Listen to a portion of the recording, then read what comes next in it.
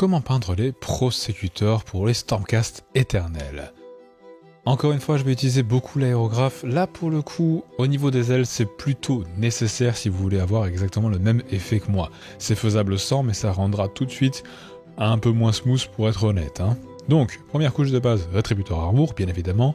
Ensuite, un assombrissement en Adiral avec du Siger Brown. Et enfin, un éclairci zénital avec l'aérographe, avec du Liberator Gold ou un mélange à 50-50 de Rétributeur et de Stormhost Silver. Ensuite, la première couche de base sera du Rhinoxide pour tout ce qui va être cuir sur la figurine, notamment aussi le fourreau de l'épée qu'ils ont tous derrière, le petit ceinturon, si on peut dire ça comme ça, et la hampe des lances. Une fois fait, on passera à la deuxième couche de base qui est du coup du Lead Belcher.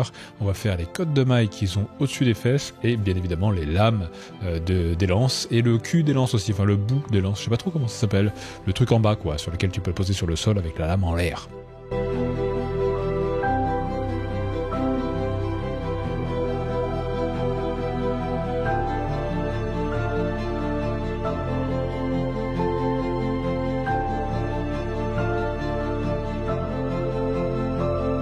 Ensuite, il y a pas mal de parchemins, ils ont tous entre les jambes, on va les baser en Zandridust. Attention, il y en a un ou deux, un seul je crois, qui en a sur les boucliers, donc les oubliez pas, ça serait dommage. On passe ensuite au Cantor Blue, on va faire bien évidemment les épaulettes, c'est des Stormcast, c'est tout doré avec épaulettes bleues, et aussi les boucliers, donc il y a juste une petite partie bleue à faire. N'hésitez pas surtout à dépasser sur les sortes de petits éclairs, puisque de toute façon, eux, ils seront peints en blanc après. Cependant, essayez de ne pas dépasser sur le contour doré, et l'intérieur du bouclier aussi, qui doit être en doré. Ensuite, on passe à un lavis de Nuln Oil sur toutes les parties métalliques qu'on a peint en Lead Belcher. On passe à un lavis de Seraphim Sepia sur tous les parchemins. Pensez à bien secouer vos pots de lavis, encore une fois, mais c'est très très important. Ensuite, on passe à du Célestra Grey à l'aérographe. Là, pour le coup, si vous ne le faites pas à l'aérographe, c'est pas grave. Pour les ailes. Donc là, il va falloir peindre toutes les plumes, si on peut dire que c'est des plumes, des ailes, mais également les flammes qui en sortent. C'est très important et on commence avec du Célestra Grey et non pas du White Scar ou du blanc pur de chez Valero pour avoir une distinction de éclaircie entre le Célestra Grey, qui est un gris très clair, mais un gris quand même, et le blanc. Vous allez voir, ça prendra tout son sens quand on fera le bleu.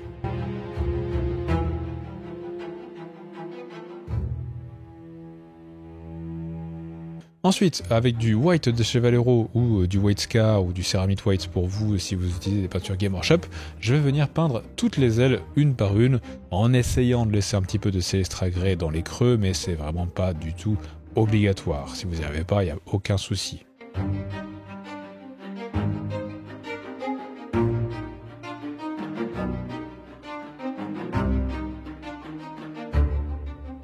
Ensuite, avec du White de chez Valero encore une fois, ou les peintures que j'ai citées juste avant, on va venir lisser la transition entre les plumes qu'on vient de peindre et les flammes. Il faut surtout pas aller jusqu'au bout des flammes, parce qu'en fait c'est ça qui va différencier la chaleur en fait des flammes. On veut du blanc pur à l'intérieur et du gris clair à l'extérieur.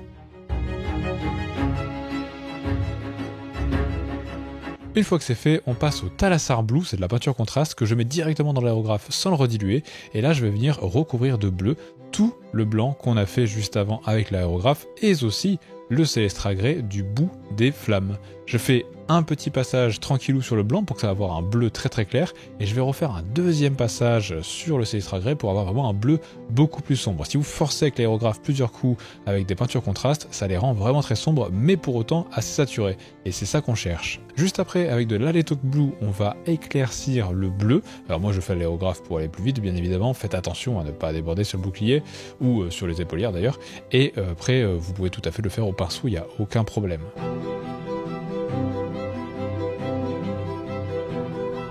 Ensuite, sur les endroits de métaux dorés qui ont eu trop de pchit d'aérographe à la première étape, je vais remettre un tout petit coup de Reclang Fleshshade. Ensuite, je vais peindre directement en blanc les éclairs. Contrairement à ce que j'ai pu faire dans l'autre vidéo sur les réclusions, j'avais peint les prosecutors avant, eh bien je suis allé directement sur du blanc.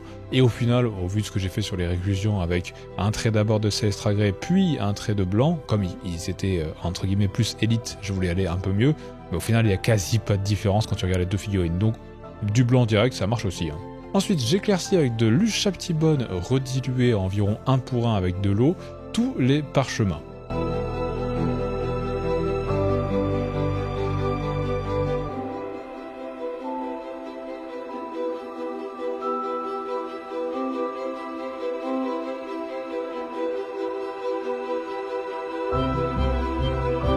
Je vais maintenant coller les ailes et pour ça je vais couper un petit peu leurs tiges. Je les avais pas collées parce que c'est très pratique de pouvoir les peindre à part, je vous conseille d'ailleurs de faire ça, mais pour les rentrer en entier j'avais vraiment peur que ça bloque et que ça marche pas bien. Du coup je coupe pas mal la tige, j'en laisse quand même un petit morceau pour que ça rentre dedans, et avec de la super glue pour les tenir bien évidemment, je colle les ailes.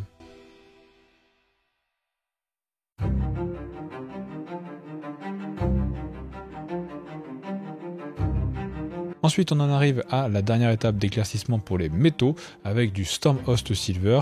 J'y vais franco au niveau des lames et de tout ce qui est en métal Leadbelcher. Et après, on y va un peu plus mollo avec le doré, exactement comme dans les autres vidéos au niveau de l'or.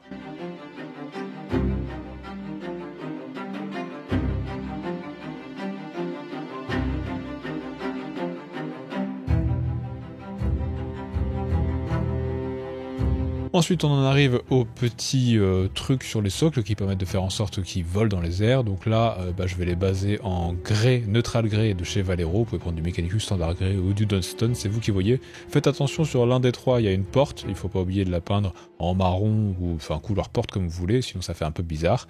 Et puis après, un petit lavis de Nuln Oil. Et malheureusement, j'ai oublié de le filmer, mais un petit brossage à sec une fois fini avec du Blue Grey Pal de Valero ou alors de l'Administratum Grey de chez Gamer Shop. Et pour le socle, c'est base de Rhinoxide, brossage à sec de Ballard Brand et des petites touffes. Et voici donc le résultat des 3 Prosecutors. Merci beaucoup d'avoir suivi cette vidéo, j'espère que cette petite série de tutos sur l'entièreté des unités de la boîte Scaventide vous intéresse. Bien évidemment, si vous n'avez pas vu la vidéo du défi où je peins toute la boîte de Scaventide en 37 heures, eh bien vous avez la vidéo qui s'affiche à l'écran. Merci beaucoup d'avoir regardé, à bientôt, ciao ciao.